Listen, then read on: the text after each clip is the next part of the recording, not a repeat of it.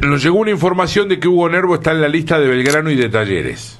Que Hugo Nervo es el jugador más utilizado por Diego Martín Coca como DT. Como DT es el jugador que más puso en cancha el técnico de Talleres. En todos los videos que habla Coca, Coca lo toma como referencia a Nervo. Y está claro que es un puesto que Talleres necesita incorporar sí o sí. Sí, eso era ayer.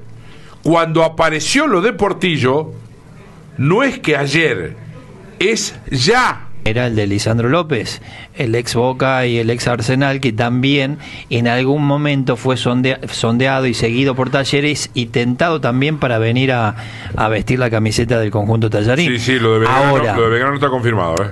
Confirmado, Belgrano fue por Lisandro López. Hay un tema con Lisandro López y es que si bien viene de tener continuidad, viene de un club que paga muy bien. Olimpia. Olimpia.